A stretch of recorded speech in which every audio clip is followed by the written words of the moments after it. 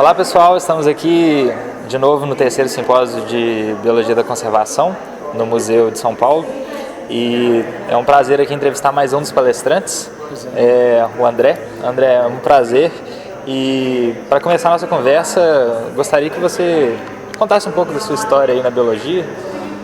Tá bom, eu sou formado em Biologia na Unesp. Eu fiz meu mestrado na Universidade do Porto, em Portugal, na área de Biodiversidade e Recursos Genéticos. E recentemente tornei-me doutor pela Universidade de São Paulo, no Departamento de Ecologia.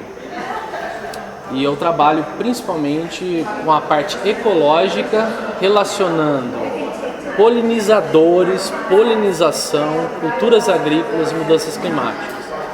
Então, de certa forma, como identificar os serviços ecossistêmicos de polinização que as abelhas e outros polinizadores favorecem à agricultura e impactos potenciais das mudanças globais, desde mudança do tipo de solo até mesmo mudanças climáticas que poderão, então, influenciar a produtividade agrícola.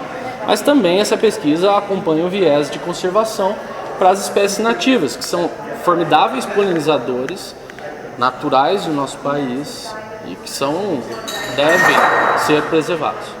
E já tem esse histórico, né, evolutivo com as plantas daqui, as espécies nativas, né? É muito interessante, inclusive é um assunto que está muito em voga, né, a questão dos polinizadores na biologia da conservação. E então conta mais sobre o seu trabalho aí.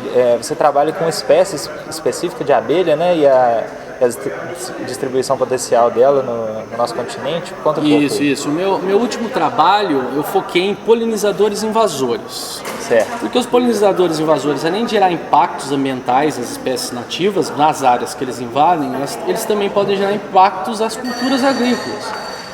E os métodos que eu uso são métodos matemáticos para analisar a potencialidade de uma espécie invasiva chegar em uma determinada área. No caso, nessa pesquisa, eu avaliei o impacto potencial de bombos terrestres no sul do Brasil e a possibilidade dela chegar ao sul do Brasil a partir de locais já conhecidamente invadidos na Argentina. Essa é uma espécie europeia que foi levada para o Chile para polinização agrícola, expandiu sua invasão no Chile e alcançou a Argentina e continua se expandindo. E possivelmente ela chegará ao Brasil e chegará primeiro no Rio Grande do Sul.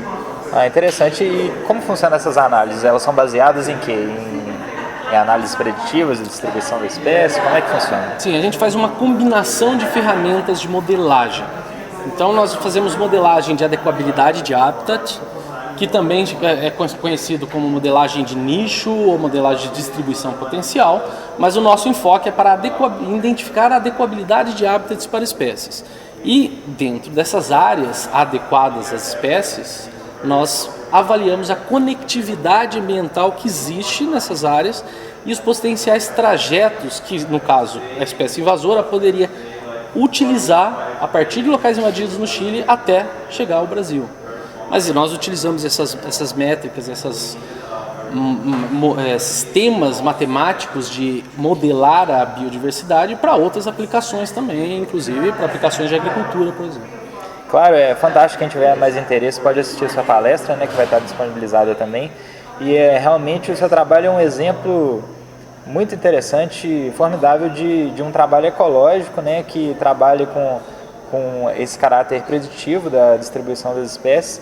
E é um trabalho que pode ser utilizado diretamente na atualização do conhecimento sobre biologia da conservação, né?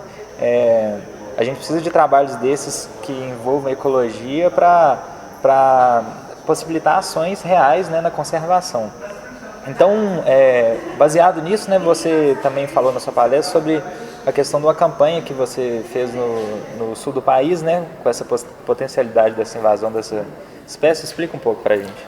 Então, como esses métodos e essas métricas utilizadas, elas são preditivas, ou seja, a invasão ainda não alcançou o Brasil, mas nós somos capazes de prever áreas por onde ela pode invadir, então nós podemos desenvolver ações de controle, ações de monitoramento da progressão invasiva dessa espécie. Então nós fizemos uma campanha no Rio Grande do Sul convidando toda a população do estado por meio de associações, por meio da Emater e da PUC do Rio Grande do Sul, para divulgar, principalmente para agricultores, a espécie, dar a eles a conhecer essa espécie bombus terrestre, que é a espécie que poderá chegar ao Brasil, para que eles, se em algum momento observarem ela, logo que chegar ao Brasil, que eles reportem para nós. Então essa pesquisa, por conta desse caráter preditivo, ela é inovadora no Brasil, porque vai ser a primeira vez que nós vamos monitorar a potencialidade e a entrada de uma espécie invasora no momento exato que ela entrar no Brasil. E isso é muito interessante. Realmente deve ser feito isso com espécies potencialmente invasoras de diversos grupos taxonômicos, né? Então, tomando por base nisso, que já existem espécies invasoras e exóticas aqui no Brasil.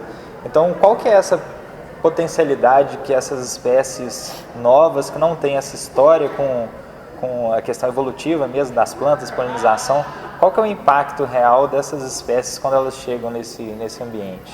Nossa, ela pode gerar uma série de impactos. Espécies invasoras geram um grande número de tipos de impactos, mas esses impactos normalmente estão associados a um tipo de característica ecológica de competição. Então, quando elas chegam, elas competem por espaço, mas também competem por recursos alimentares com as espécies que aqui estão. Mas quando a gente considera que a espécie invasora é também uma polinizadora, ou seja, ela tem uma estreita interação com plantas, esses impactos não são apenas de competição, mas eles podem também afetar a produtividade de plantas selvagens e agrícolas, que vai repercutir em toda a cadeia trófica. Então, além da competição com as espécies de abelhas nativas ou outras espécies que utilizam esse recurso, ela pode gerar uma série de impactos em toda a rede de interação no ambiente que ela invade. Legal demais. E já que a gente está aqui num simpósio, né, para discutir biologia da conservação, fala para a gente a importância que você vê nesse tipo de simpósio, na divulgação disso para o máximo de pessoas possíveis. Não, esse tipo de simpósio é fundamental, porque aqui nós juntamos, né, um grupo de pessoas focadas nos aspectos de conservação. E cada um desenvolve um tipo de trabalho, normalmente desenvolve o seu trabalho lá no laboratório, lá na sua universidade. E nesse momento é um momento que a gente sabe o que as pessoas estão fazendo no Brasil na área de conservação. Então, essa transferência de informação entre pesquisadores é fundamental, porque eu ouço alguém que fez uma métrica específica para algum tipo de espécie que pode ser altamente aplicável para mim. Então, nesse momento, eu já posso estabelecer uma parceria, eu posso conhecer essa nova métrica. Então, esse tipo de evento é imprescindível para a conservação no Brasil. Legal demais. Que bom que a gente está fazendo parte, né, desse processo. E só para finalizar, quem tem interesse nesse assunto de espécies invasoras, de modelos preditivos, distribuição de espécies, existe algum artigo, algum site assim que você gostaria de indicar para essas pessoas? Então, eu indico que entrem no site www.abelhaprocurada.com.br. Nesse site você pode consultar tanto a pesquisa, os métodos analíticos utilizados, referências de publicações, e também poderá, por exemplo, se você encontrar essa abelha invasora, se você mora no sul do país, poderá reportar a abelha invasora via site. Com isso, você entrará para a ciência do Brasil. Afinal de contas, quem for o primeiro a encontrar, vai entrar em todas as publicações relacionadas à espécie. E vai ser a primeira vez que isso vai acontecer no Brasil. Verdade, é uma maneira inovadora de utilizar a sociedade como um todo para atuar na biologia da conservação, né? Então, parabéns aí pela iniciativa, sorte aí no trabalho. Valeu, muito obrigado. Foi um prazer. Foi um prazer, obrigado.